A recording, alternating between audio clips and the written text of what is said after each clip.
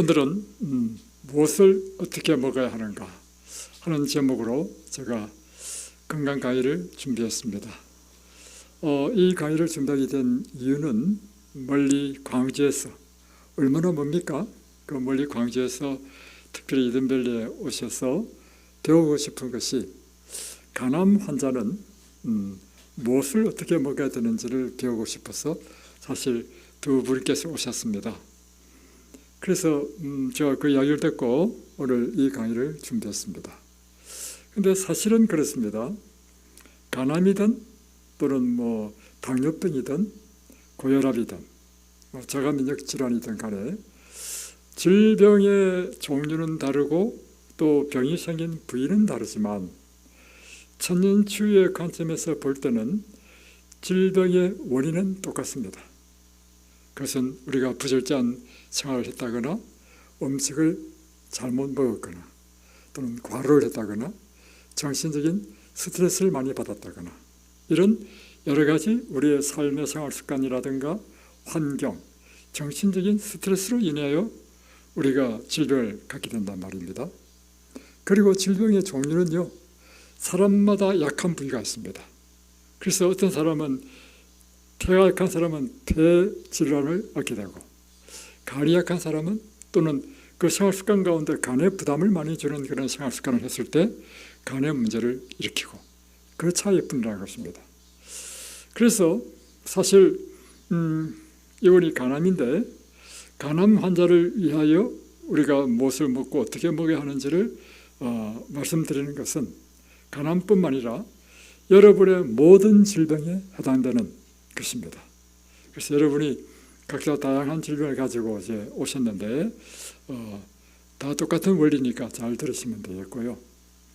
사실 제가 오늘 하려고 했던 것은 우리 중에 암 환자가 많기 때문에 암을 어떻게 치료할 것인가, 이렇게 그걸 연구한다고 어제 밤늦게까지 연구를 했는데 오늘 새벽에 제가 그 부부를 위해서 이 강의를 좀 해달라 해서 제가 강의를 바꿨습니다.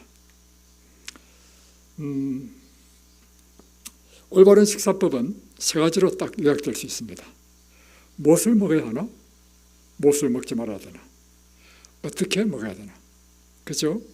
이 세 가지로 딱 요약될 수 있겠죠. 그래서 이 세 가지의 관점으로 우리가 정리를 하면 우리 올바른 식사법을 딱 정리할 수 있는 것입니다. 첫 번째, 무엇을 먹어야 하나? 그것은 지난번에도 개인적으로 이제 산책하면서 우리 박 선생님과 대화를 나눴는데 사실은 이 세상의 지식은요, 혼돈스럽습니다. 사람들마다 주장하는 것이 다 다르고 또 시간이 지나면 이론도 바뀝니다. 그래서 우리가 취해야 될 절대적인 기준을 필요로 하는 것입니다. 그 절대적인 기준은 세월이 지난다 하더라도 변함이 없는 것. 두 번째는 사람의 생각과 사람의 어떤 지혜로 짜내는 것보다도 더 위대한 것, 그것은 하나님이 우리에게 주신 말씀만큼 더 정확하고 불변하는 진리가 없겠죠. 그래서 우리는 이 답을요, 성경과 하나님이 주신 성령의 계시로 받은 연의 신에서 답을 찾아야 됩니다. 오늘 제가 준비한 모든 것은 이와 같이 성경과 연의 신에서 우리에게 주신 그 기별을 중심으로, 또 사람들이 연구해 보니까 그 연구 결과가 결국에는 성경에서 말한 것과 일치되는 것, 그런 것들만 뽑아서 제가 준비했습니다. 그럼 확실하겠죠? 첫 번째, 무엇을 먹어야 되는가? 그러면 우리를 창조하신 하나님께서 우리를 창조하시고 난 다음에 무엇을 먹도록 설계했는가? 그걸 보면 되겠죠. 그게 창세기 1장 29절에 나온단 말입니다. 사람을 창조하신 다음에 우리에게 먹을 식물은 온 지면에 심에는 모든 채소, 씨 가진 모든 열매 맺는 나무, 이것이 우리의 식물이 되리라. 그리고 이제 창세기 3장에 보면, 이제 오늘 저녁에는 이제 창세기 3장 공부할 차례죠. 창세기 3장을 딱 공부해 보면 인간이 범죄하고 난 다음에 식물을 하나 더 첨가했습니다. 그것이 무엇이냐면 인간이 범죄하고 난 이후에 질병이 들어왔잖아요. 질병을 치료하는 치료제로 주신 것이 뭐냐면 밭의 채소라는 것입니다. 그래서 여러분, 제가 약사잖아요. 학교 다닐 때 뭘 했냐면 그 식약 채집해가지고 일요일마다 등산단을 했어요. 그게 뭐냐면 모든 제약회사의 약은요, 식물에서 그 식물의 성분을 추출해가지고 그 약효를 가지고 약을 만드는 것입니다. 다 그 풀뿌리들이야. 풀뿌리, 풀잎, 풀줄기 이런 거란 말이에요. 열매. 그래서 한약도 보십시오. 한약도 전부 다 당귀니 전부 다 그잖아요. 그러니까 밭의 채소, 여러분이 특별히 환자일 경우에는 가장 열심히 드셔야 될 게 뭐냐면 채소인 거라. 이것이 하나님께서 우리에게 주신 식물이다. 딱 정리해보면 씨 맺는 채소. 씨를 먹으라다. 씨에 뭐가 있어요? 생명이 있는 거라. 그래서 하나님께서 우리에게 주신 것은 생명을 먹고 생명을 유지하라고 하는 것입니다. 또 경과, 과일, 그리고 채소. 이것이 하나님께서 우리에게 정하신 음식이다. 이걸 먹으면 됩니다. 답이 딱 떨어지죠. 두 번째, 그러면 무엇을 먹지 말아야 되는가? 자, 이것도 성경에 나와 있습니다. 잘 보십시오. 여러분 성경을 잘 연구해야 되는데 잘못 연구하면 여기서 지나쳐버릴 수 있습니다. 창세기 1장 28절에 보면 바다의 고기와 공중의 새와 땅에 움직이는 모든 생물을 뭐하라 했습니까? 다스리라. 아까 창세기 1장 29절에는 씨 맺는 채소와 열매 맺는 나무를 뭐하라고? 식물로 주노라. 그러니까 채식은 먹고 바다의 고기, 물고기하고 새 종류, 닭, 치킨, 그리고 땅에 움직이는 모든 생물, 소, 양, 돼지고기 이런 것은요 먹는 것이 아닙니다. 다스리라는 것입니다. 이 하나님의 질서를 어길 때 질병이 생기는 것입니다. 그래서 무엇을 먹지 말아야 되는가? 모든 육고기를 먹지 마십시오. 또 바다나 강에서 나는 생선과 해물, 낙지, 새우, 오징어 이런 것들을 먹지 마십시오. 조개류. 그리고 동물의 몸에서 나오는 모든 부산물들, 우유, 계란, 또 우유 제품으로 만든 치즈, 버터 이런 것들을 여러분 드시지 말아야 됩니다. 오늘날 전 세계적으로 암 환자가 많은 이유는 무엇인가? 다 먹지 말아야 될 육식을 통해서 사람들에게 암이 많이 생긴 것입니다. 암뿐만 아니라 고혈압이니 당뇨니 다 육식과 관계 있습니다. 자가면역 질환도 역시 마찬가지입니다. 그래서 여러분이 이런 것들을 드시지 않는 것이 첫 번째 여러분이 올바른 식사법입니다. 그 가운데 제가 우유에 대해서 한번 설명해 드리겠습니다. 여러분 우유하면 첫 번째 생각나는 게 뭐예요? 칼슘. 그래서 누구한테 많이 우유를 먹입니까? 아이들한테 많이 먹이죠. 그러면 아이들 키가 잘 자란다고. 일리 있습니다.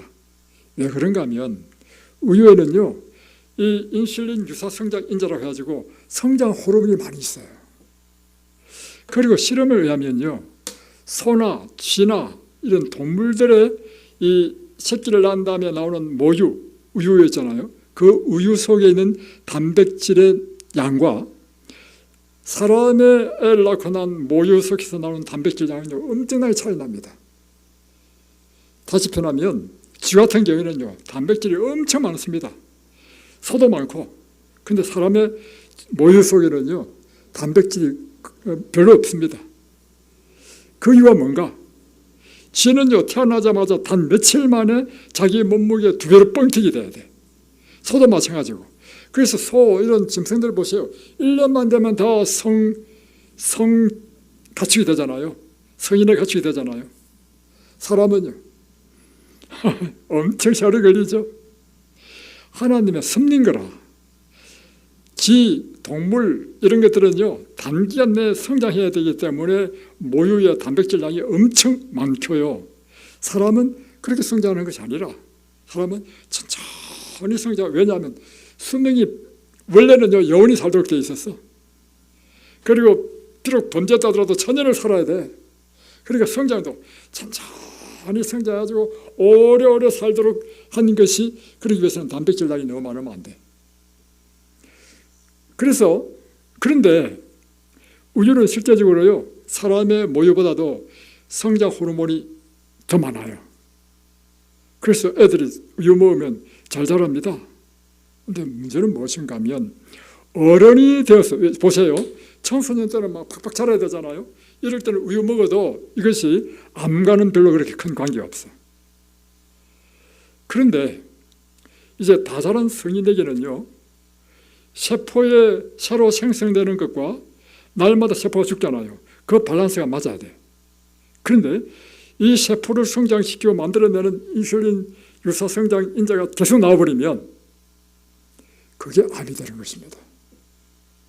그래서 성인이 우유를 먹는 것은요, 절대적으로 금해야 됩니다.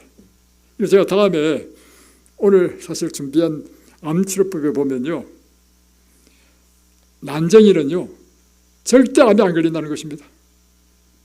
왜냐? 성장 호르몬 자체가 적게 나와가지고 난쟁이 된 거라. 그러니까 뭐도 안 걸려? 암도 안 걸려. 그러니까 어른이 돼가지고요, 이런 우유 먹고, 그런데 이 성장 호르몬이 어디 맞느냐? 우유, 고기 이런 데 맞는 거라. 그래서 어른이 돼가지고 이런 육식을 하고 우유를 먹으면 암 발생과 직결된다는 것입니다. 생선 포함입니다. 그리고 그러면 아이들은 그러면 우유 마음대로 먹어도 되는가? 그렇지 않습니다. 소아당뇨, 제1형 당뇨, 췌장, 그러니까 우리 면역 체계가 적과 악을 구분하지 못해가지고 일으키는 것이 자가 면역 질환이잖아요. 소아당뇨는 뭐냐면 우리 면역 체계가 병균을 공격해야 되는데 췌장을 적으로 알고 공격하는 것이 소아당뇨라. 그래서 소아당뇨 걸리면요, 췌장이 공격돼서 망가져버리기 때문에 회복이 안 돼. 그래서 이 소아당뇨는요, 반드시 인슐린을 맞아야만이 생명을 유지할 수 있습니다. 이게 원인이 뭐냐? 현재까지 밝혀진 바로는 우유 때문이라는 것입니다. 그래서 애들한테도 우유 먹이면 안 돼. 다음에 소아백혈병의 원인도요, 소의 우유를 먹음으로 그렇다는 것입니다. 미국의 그 통계인데요, 미국에서 나온 자료를 보니까 미국 젖소에 그 나오는 그 젖을 분석해 보니까 미국 소의 70%가 소백혈병의 균을 갖고 있다는 것입니다. 그래서 소아 우유를 많이 먹으면 어린이 소아백혈병에 걸린다는 것입니다. 그래서 유명한 조스 홈킨슨 소아과 병원과 수술센터 원장인 플랭키 오스키 박사는 책을 썼습니다. 우유를 마시지 말라. 다음에 우유에 나오는 부산물이 또 우유를 막 이렇게 만든 게 버터, 치즈 만들잖아요. 이런 것들은 음식물에 관한 권면 349페이지 보면 사람들 중에 악이 증감에 비례하여 동물들에게 병이 증가되기 때문에 계란과 우유와 크림 또는 버터를 사용하기에 안전하지 않을 때가 곧 온다는 것을 그들에게 말하라. 지금 그것을 사용하기에 안전하지 않는 때가 온다 했는데 이때가 언제입니까? 지금이에요. 지금처럼 동물의 질병이 많은 때가 어디 있습니까? 비록 그것이 신선한 것일지라도 치즈는 위장에 너무 독하므로 절대로 위장에 들여보내지 말아야 한다. 그래서 치즈 하면 생각나는 음식이 있죠. 피자를 먹으면 안 됩니다. 특히 피자에서는 치즈는요, 먹어보니까 껌처럼요 질기고 그것이 장에 들어갔다 해보십시오. 그 소화되겠습니까? 안 되면 이것이 부패해서 독이 되는 거라. 그럼 여러분의 세포를 손상시키는 요소가 되는 거라.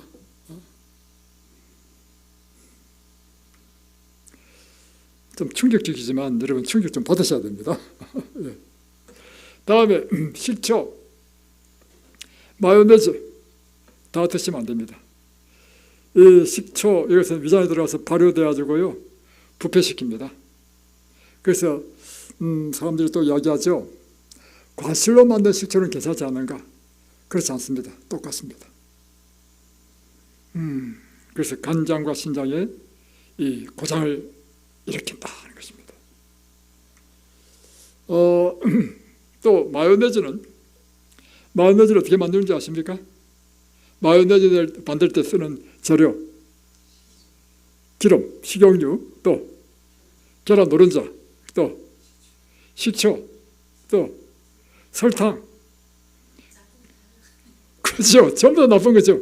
그걸 초고수로 확 저으면 진짜 먹음직스러운 일이 마요네즈다는 것입니다. 여러분이 식당에 가서 샐러드에 마요네즈, 저희들 부부는요 절대 마요네즈 치지 말아 합니다. 롯데호텔 뷔페 가더라도요 이 소스에 보니까 마요네즈 안 쓰는 데가 없더라고. 다 일일이 다 물어봤어. 그 셰프들한테 물어봤다고. 그 비싼 그곳에서도요 소스가 다 마요네즈 다 쓰더라고. 여기는 소스에 마요네즈 절대 안 씁니다. 자, 또 하나는 설탕은 특별히 암 환자의 경우에는요 죄악입니다. 암 환자의 경우에는 사탕도 드시면 안 되고요 설탕이 들어간 케이크라든가 과자라든가 이렇게 드시면 안 됩니다. 치명적입니다. 암이 팍팍 자랍니다. 자, 설탕은 위장에 좋지 않다. 그것은 발효, 부패의 원인이 된다. 쭉 있는데 여기 보면 기가 막힌 말씀이 있습니다. 나는 종종 형제들의 식탁에 앉아서 그들이 대량의 우유와 설탕을 사용하는 것을 본다. 우유도 나쁜데 우유에다가 뭘 타요? 설탕을 사서 먹는 사람이 많았습니다. 옛날에. 이것들은 조직을 막히게 하고 소화기관을 자극하여 두뇌에 영향을 끼친다. 나에게 주어진 빛에 의하면 이것을 지금 LNG 화학식 계시를 받았단 말이에요. 계시로 받은 것이 지금 이 건강에 대한 기별입니다. 나에게 주어진 계시에 의하면 설탕을 많이 사용하면 고기보다도 더 괴롭다. 여러분 소고기, 불고기도요 안 좋습니다. 고기도 나쁜 데다가 또 설탕을 넣어가지고 달달하게 만들잖아요.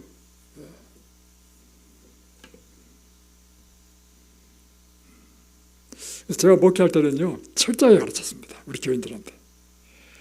제가 목회할 때는요 우리 교회의 전심때에 흰밥은 아예 끊이지도 못하게 하고 매일 현미밥 했고 다음에 반찬 식사도 한번 할 때 반드시 교육시킵니다. 그래가지고 멸치 하나라도 가져오지 말도록 철저히 교육시켰습니다. 그러니까 모르겠어요. 내가 거의 한 12년 있었는데 마지막 임재에서는 이제 다른 데로 이제 옮기려고 이제 집에서 이제 밤에 다 누워서 지나간 것을 기억해봤어요. 기억해보니까 뭐 좋았던 일도 있고 뭐 다양한 경험이 많았을 거 아닙니까? 근데 새로운 하나 딱 경험하게 됐어요. 기억을 떠올리게 됐어요. 제가 있는 동안요 우리 교회에 암 환자라든가 그렇게 큰 문제 있는 사람이 없었어. 아픈 사람이 없었어. 왜냐하면 제가 철저히 시키니까. 그러니까 우리 교회 처음 침례받은 사람들이 얼마나 철저하게 교육받았는지 어느 날 연합회에서 뭐 계룡산에 이제 교회직으로 어디 이제 무슨 가는 무슨 뭐 계량인지 소풍인지 모르겠어 가는다고 신청해가지고 이 사람이 이제 유신병까지 갔어. 그러니까 각 교회에서 온 사람들이 모였단 말이에요. 모여가지고 가는데 전심 계룡산인 같은 그곳에 전심 식사 시간에 가지고 쫙 펼쳐지는데 이 사람이 놀란 거야. 밥은 흰밥이고 보니까 명태 구이도 있고 뭐 다 있는 거라. 계란 그도 나오고. 그러니까 이 사람이 우리 교회에서 이제 교육받아가지고 자기는 재림교회는 전부 다 이렇게 우리 교회 사는 것으로만 하는 줄 알았단 말이야. 가보니 그게 아니야. 그래 놀래가지고 저한테 하는 거 전화가 왔어. 목사님 재림교회에서도 이렇게 뭐 명태 먹네요. 계란도 먹고요. 그렇게 철저하게 하니까요 진짜로 사람들이 건강이 좋아. 여러분 그래서요 이 건강은 의지력과 관계되어 있습니다. 이곳에서 교육받잖아요. 교육받아가지고 간 다음에 사람들이 이제 소식을 듣는단 말이에요. 점점 좋아지는 사람 특징. 이곳에 가르친 대로 그대로 행하는 사람 점점 좋아져. 그럼 무엇 관계 있느냐? 의지력과 관계 있습니다.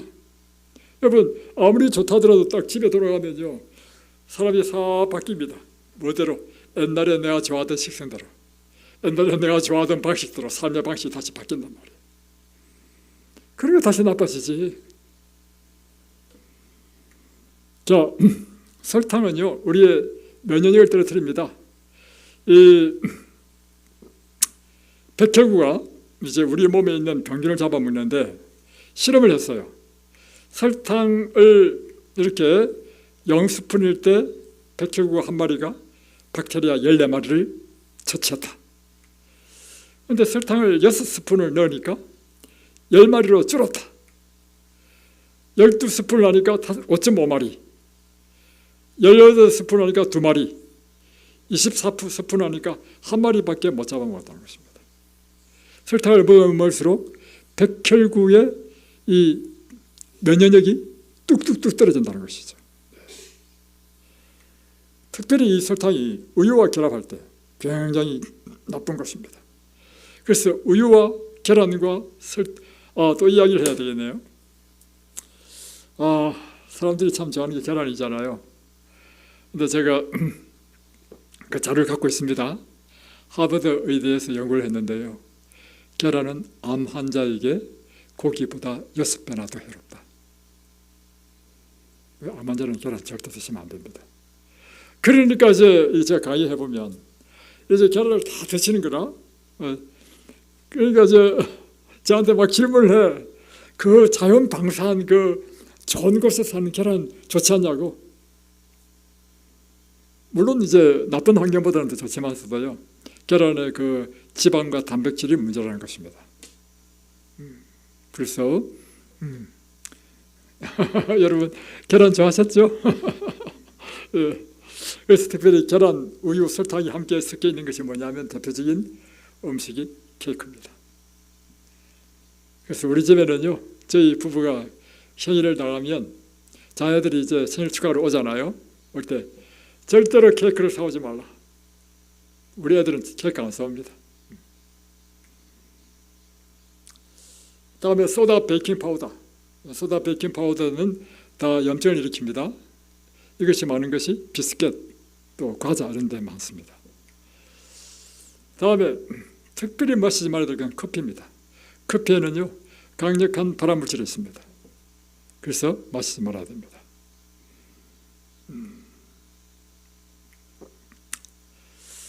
차와 커피와 마취제와 아편 및 담배를 사용함으로 인간들에게 다양한 질병들이 초래되고 있다. 이 해로운 방향들을 하나뿐 아니라 전부를 포기하지 않으면 안 된다. 왜냐하면 모두가 신체와 정신과 도덕적 능력에 해롭고 파괴적이기 때문이다.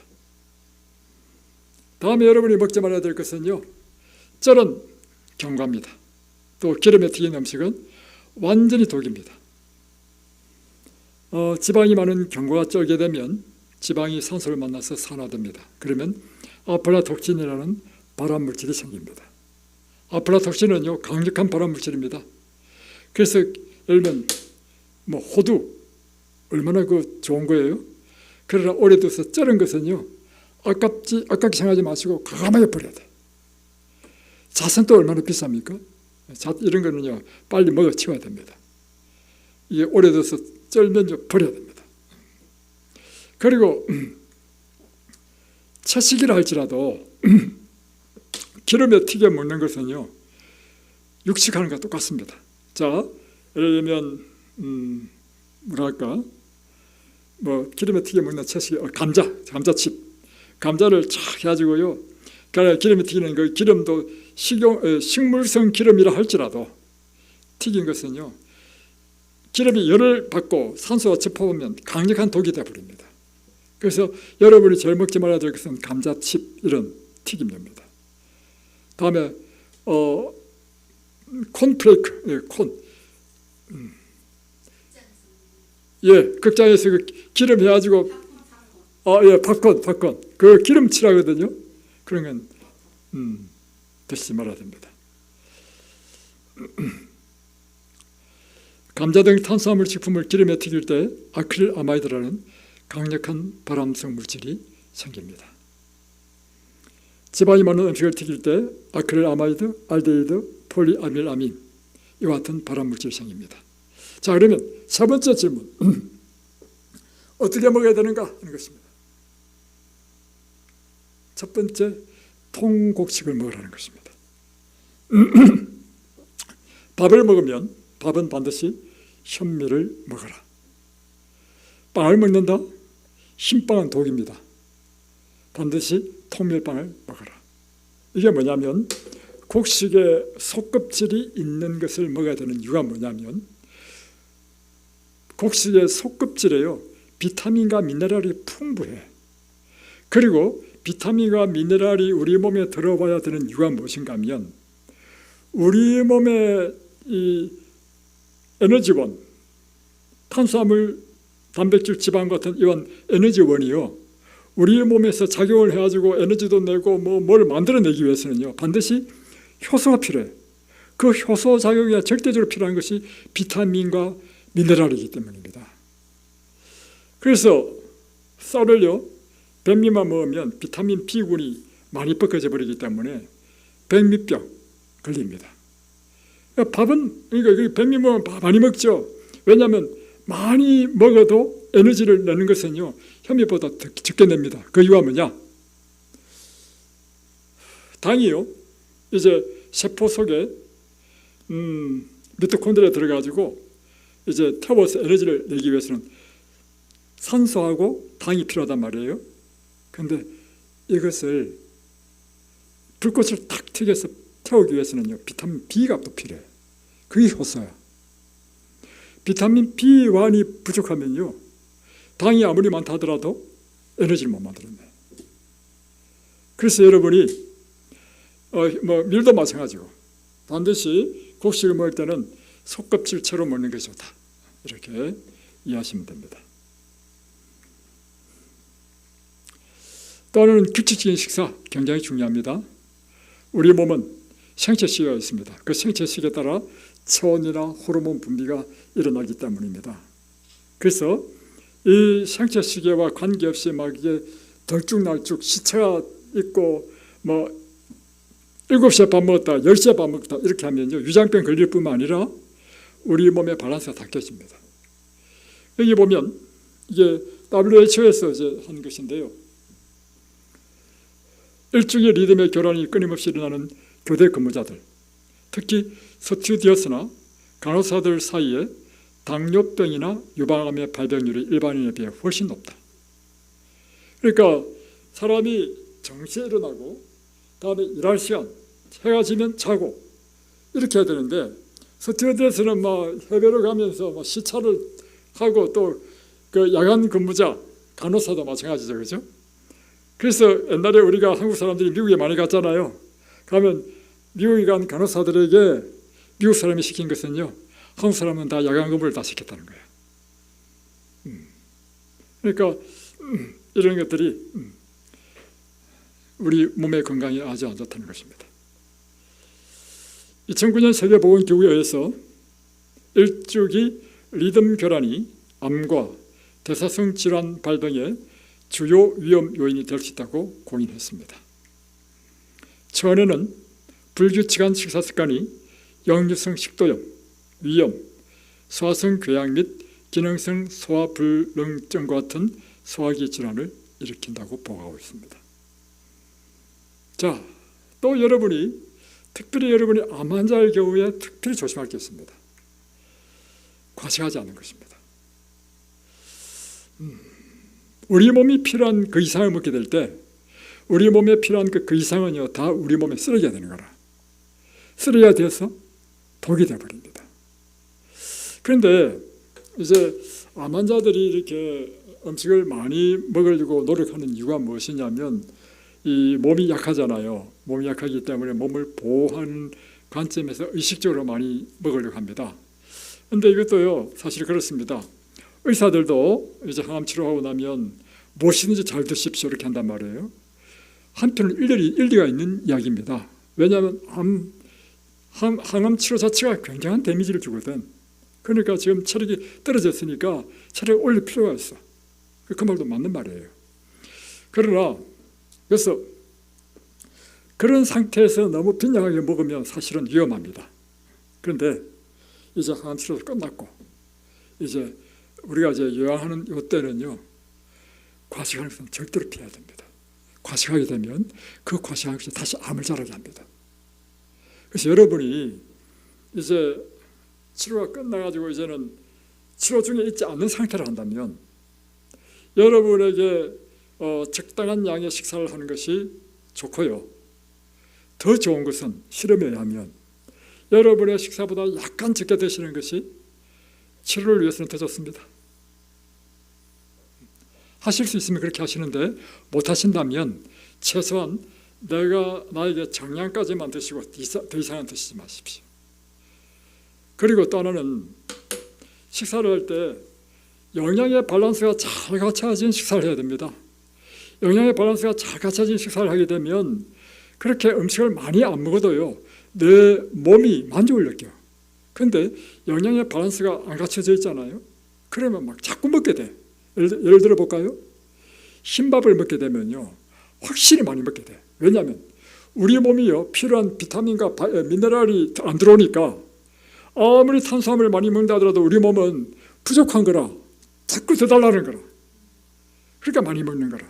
그런데 영양의 밸런스가 딱 갖춰져 있잖아요. 그러면 적당히 먹으면요 내 몸이 만족을 해버려. 그래서 여러분 특별히 환자는 이 영양의 밸런스가 잘 갖춰진 식사를 해야 됩니다. 그래서 어떤 의미에서는 일정한 기간 동안 이런 요양원에서 해주는 밥 먹고 균형이 잘 갖춰진 영양식을 하는 것은 치유에 굉장히 도움이 되고, 다음에 이곳에 계실 동안에 열심히 배워가지고 집에 가서 그렇게 하시면 좋지요. 그리고 이것도 또 하나는 뭐냐면 남편이 아프고 부인이 이제 안 아프다 이러면 돼. 부인이 해주면 되니까. 근데 부인이 아플 때는 이게 참 곤란하더라고. 부인이 아프다 해가지고 남편이 그렇게 해주는 사람 별로 난 못 봤어. 그리고 이제 부인이 이제 자기 몸도 감수하기 힘든데 하루 세 끼 밥 해먹는 게 얼마나 힘든지 아십니까? 엄청 힘든 일이라. 그래서 제가 이곳에서 환자를 보니까 그런 좀 안타까움이 있어요. 그래서 이제 하는 거 보니까 그냥 간단하게 막 감자만 삶아 먹고 또 한 끼는 고구마만 삶아 먹고 이렇게 하시는데 뭐 한 끼 정도 먹는 관계 없지만 날마다 그렇게 드시면 안 된단 말이에요. 자, 또 하나 여러분 질문합니다. 건강식은 마음껏 뱉어지게 먹어도 되나? 아닙니다. 그것이 비록 건강식이라 하더라도 과식을 하게 되면 그건 다 독이 됩니다. 두 번째, 그러면 얼만큼 먹는 것이 좋은가? 정답이 뭔지 아십니까? 허기를 면할 만큼만 먹어라. 그게 정답입니다. 이게 교회적인 이론에 보면 이런 말씀이 있습니다. 건강개혁자라고 하는 많은 사람들이 대식가들에 지나지 않는다. 이 말이 뭐냐면 그 당시 1800년대 건강기비를 받아들여가지고 육식이 안 좋구나, 채식을 해야 되는구나 하고 채식을 하는 채식주의자들이 어떤 사람이 많았냐면 채식은 건강에 좋으니까 막 많이 먹는 사람이 많았단 말이에요. 그래서 계시를 통해서 그거 안 된다 이 말이에요. 그들은 소화기관에게 너무 많은 부담을 지워 그것을 처리하려는 노력으로 신체 활력이 소모된다. 비록 그것이 가장 단순한 음식일지라도 과식은 뇌신경의 민감성을 마비시키고 그 활력을 약화시킨다. 그래서 과식은 과로보다도 신체 조직에 더욱 악영향을 끼친다는 것입니다. 과식하지 마십시오. 또 하나 반드시 명심해야 될 게 있는데요. 간식을 하지 말아야 됩니다. 환자들에게는 굉장히 중요한 약입니다.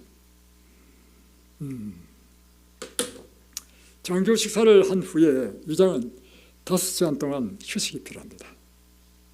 그래서 이곳에는 아침 7시 반, 12시 반, 5시 반이죠. 딱 5시간 간격이죠. 다음 식사 때까지 극수량의 음식도 들어가지 말게 하라는 것입니다. 이 시간 간격 내에 위장은 이제 뭐 해야 되냐면 쉬어야 돼. 그래서 이 위장이 활력을 다시금 회복해야 돼. 그래야 다음 음식 들어올 때 일을 할 수 있단 말이에요. 신체가 아무 음식도 요구하지 않을 때, 그러니까 우리 몸이 요구하지 않는데도 불구하고 뭐 중간에 이것저것 먹는 사람이 많다 이거예요. 그 이유는 뭐냐? 의지력이 약하기 때문이다 것입니다. 어떤 사람들은 여행할 때 먹을 것이 손에 닿기만 하면 입에 들어가는 사람이 있어. 이런 사람은 아주 안 좋다는 것입니다. 이거 꼭 명심하십시오.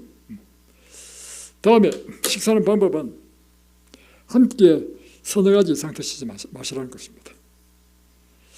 여러분 인간적인 생각에는 이런 생각이 들죠. 야, 저렇게 막 종류별로 반찬이 많으면 영양분이 골고루 다 있을 거 아닙니까? 저게 더 건강식으로 여겨지죠. 저렇게 먹으면요, 우리 위가 아주 혹사당하고요, 다음에 영양소마다 내는 효소가 다 달라. 그래서 간이 혹사를 당합니다. 그래서 건강에 대한 기별에는 한 끼에 서너 가지만 먹고 끼마다 반찬을 바꿔가면서 먹으라는 것입니다. 그래서 편안하게, 음식의 양보다는 더 중요한 게 뭐랬죠? 소화시키고 흡수하는 것이 더 중요하다. 또 중요한 것, 철저하게 씹어서 먹는 것입니다. 몇 번 씹으라고요? 100번. 그리고 철저하게 씹을 뿐만 아니라 천천히 드시라는 것입니다. 그래서 우리가 테이블에 몇 분 시계를 올려놨죠? 45분인데요. 제가 보니까 45분 채운 사람도 드물어. 지켜요? 잘하십니다. 그래서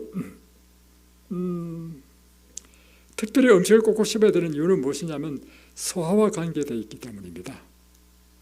자, 소화작용을 원활하게 위해서는 음식을 천천히 먹어야 할 것인데, 만일 여러분의 식사 시간이 제한되었다면 급하게 그 제한된 시간 속에 다 먹으려 하지 말고 오히려 음식을 적게 먹더라도 천천히 꼭꼭 씹어서 먹으라는 것입니다.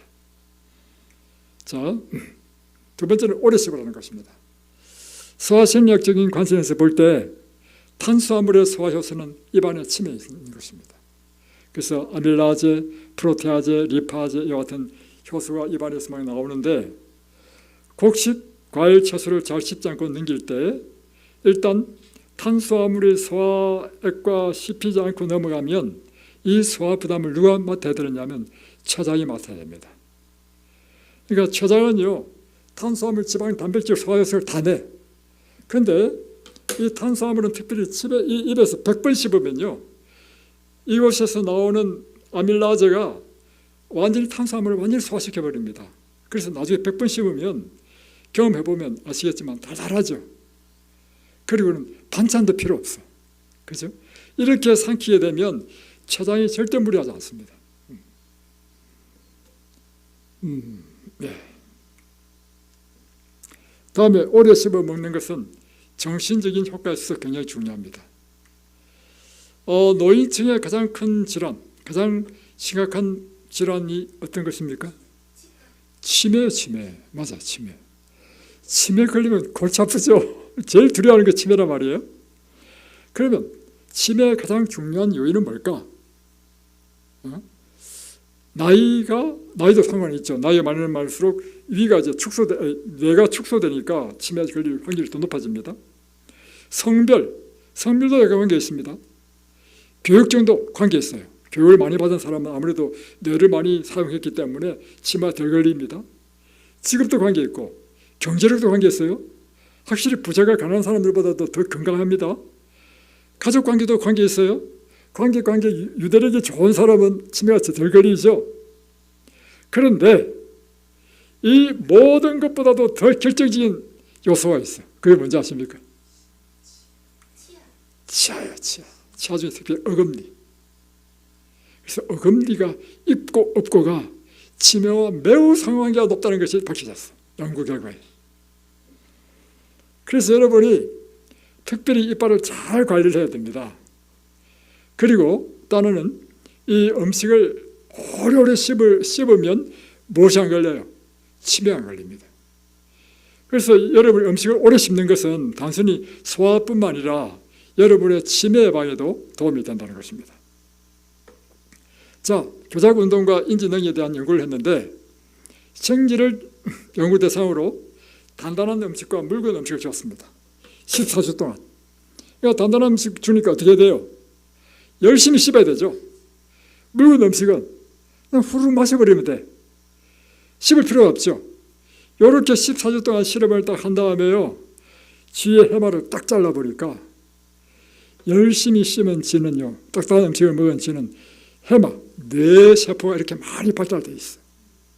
그런데 묽은 음식을 먹은 쥐는 해마, 뇌세포가 거의 없어. 논문의 결론은 무엇인가? 음식을 잘 씹는 것은 우리 뇌와 관계 있다.